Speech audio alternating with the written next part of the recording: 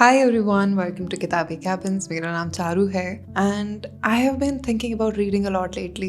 We are consuming more information than ever before. We have summaries, opinions, everything on the internet. Everything is so fast, and between all of that ready-made processed things, we have stopped using our own critical thinking skills. That is why I think reading, especially slow reading, matters so much today. Not as a habit that you need to optimize, but just to regulate your nervous system. So this video is a compilation of books and essays that I think will help you think better. These books will not make you smart, but will definitely make you think on your own. And if you do not want to completely outsource your thinking, especially in the age of AI, you must resort back to reading. Let's start with someone I keep returning to whenever I think of critical thinking, that is Walter Benjamin. I was introduced to his very popular essay, The Work of Art in the Age of Mechanical Reproduction. It is a very long and dense article. It's also very popular, is cited a lot in academia. It's criticized a lot, debated a lot on. And honestly, that is why it is important for you to go ahead and read it. Benjamin was trying to understand what happens to art when it is infinitely reproduced. And he was writing in a very different time. जब आपके पास mass production के means were photography, film production. But it feels really relevant today as well. We just have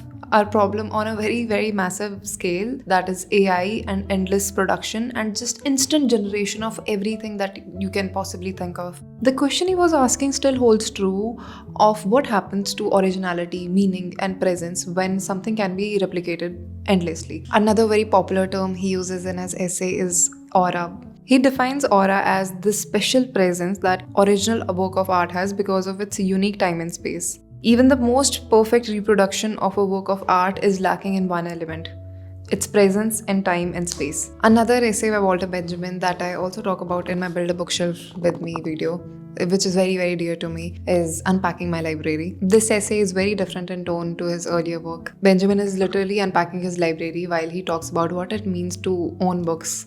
He writes, "Ownership is the most intimate relationship that one can have to objects. Not that they come alive in him, it is he who lives in them." I love this essay, not because of how poetic it is, but also because how beautifully it is capturing what it means to own books. After reading Benjamin, I found myself thinking less about books, but more about thinking itself. And what really happens when we stop thinking on our own, when we become numb to ideas and opinions and do not sit with anything that we are consuming with our own self. And that is where I want to introduce Hannah Arendt. I am very sorry, I just cannot crack on her pronunciation. But she's a very popular woman, you must have seen. She's looking very sad, holding a cigarette in a picture of hers. Hannah was writing in a very different historical moment, but the question she raises still holds true. She was trying to understand how could something as horrific as Nazi regime could work, and what surprised her the most was not that it was hatred, but was the absence of thinking. She talks about this idea that is very famously known as banality of evil. What she is saying is not that evil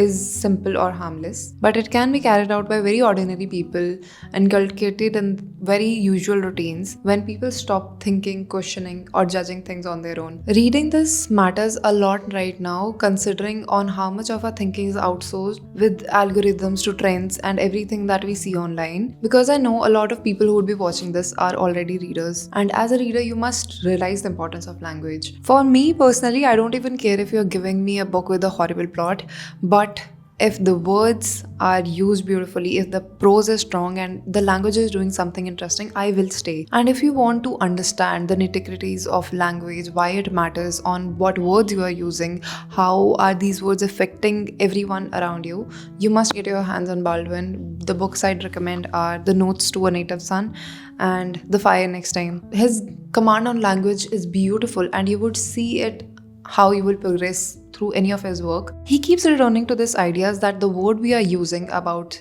gender, history, and identity are never neutral. They carry power, and whenever you take language lightly, saying ki bas words hi to hain, you are ignoring on how big of a damage they can do ahead. And the last book I want to recommend to you is very interesting because isme koi shabd nahi hai, and that is a notebook, a diary.